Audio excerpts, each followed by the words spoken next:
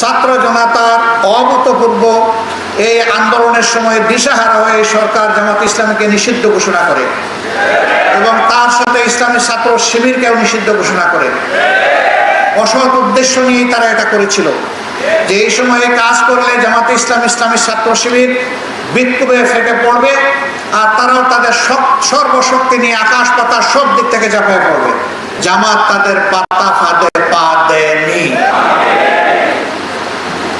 সম্মানিত ভাই ও বন্ধুগণ, তাদের শাসনামলের নাম করা নাম কাড়া শাসনামলে হুঙ্কার ধমকি, জনগণের উপর অত্যাচারের স্টিম রোলার, খুন ধর্ষণ, গুম লুণ্ঠন, অপরাধ জগৎ তারা গড়ে তুলেছিলেন। তারা রাষ্ট্রযন্ত্রকে বিকল করে অচল করে দিয়েছিলেন। রাষ্ট্রের সবগুলো সাংবিধানিক প্রতিষ্ঠান ধ্বংস করেছিলেন। এক ব্যক্তির ইশারায় রাষ্ট্রকে উঠতে হবে, বসতে হবে সেই পর্যায়ে নিয়ে গিয়েছিলেন। একটা দল ছাড়া সকল দলের অস্তিত্ব ধ্বংস করার জন্য উঠে পড়ে লেগেছিলেন। শুধু জামাতে ইসলামী নয়, তার সাথে অন্যান্য বিরোধী দলকে আঘাত করা হয়েছে, তাদেরও নেতা কর্মীদেরকে খুন করা হয়েছে, তাদেরও নেতা কর্মীদেরকে গুম করা হয়েছে, তাদের সম্পদের উপর আঘাত দেওয়া হয়েছে। তবে ব্যতিক্রম জামাত ইসলামী তিনটা দিক থেকে। প্রথম ব্যতিক্রম হচ্ছে জামাত ইসলামের শীর্ষ যে 11 জন নেতা 1-2 ক্রমিক থেকে 11 পর্যন্ত চলে গেলেন, এই বিপদ অন্য কোনো দলের জন্য আসেনি। দ্বিতীয় ব্যতিক্রম হচ্ছে একমাত্র দল যেই দলের নেতৃবৃন্দের ঘর বাড়ি ধ্বংস করার জন্য তৎকালীন জুলুমবাজ সরকার তারা বুলডোজার চালিয়েছিল।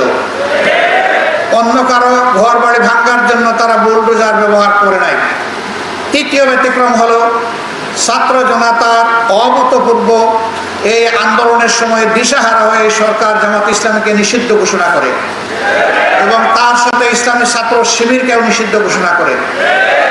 অসৎ উদ্দেশ্য নিয়েই তারা এটা করেছিল যে এই সময়ে কাজ করলে জামাতে ইসলাম ইসলামী ছাত্র শিবির বিক্ষোভে ফেটে পড়বে আর তারাও তাদের সর্বশক্তি নিয়ে আকাশ পাতাল সব দিক থেকে ঝাঁপিয়ে পড়বে।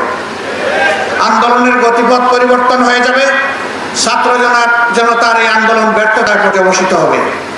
জামাত তাদের পাতা ফাঁদে পা দেয়নি। আমরা তাদের এই চাতুর্য ধূর্ততা বুঝতে পেরেছিলাম। আমরা আল্লাহ তাআলার কাছে আশ্রয় চেয়েছিলাম। আমরা আল্লাহ তাআলার কাছে তৌফিক চেয়েছিলাম। আল্লাহ যেন এই আঘাত আমাদেরকে ধৈর্য ধরে সহ্য করার তৌফিক দান করেন। মহান রবের দরবারে শুকরিয়া আদায় করি যে কোথাও এত বড় আঘাত আসার পরে আমরা সামান্য একটা চিৎকারও দেইনি। আলহামদুলিল্লাহ, তাদের ষড়যন্ত্র ব্যর্থ হয়েছে। 26 দিনের মাথায় আমরা আবার আমাদের এই অধিকার ফিরে পেয়েছি। আল্লাহ তাআলার শুকরিয়া আদায় করি।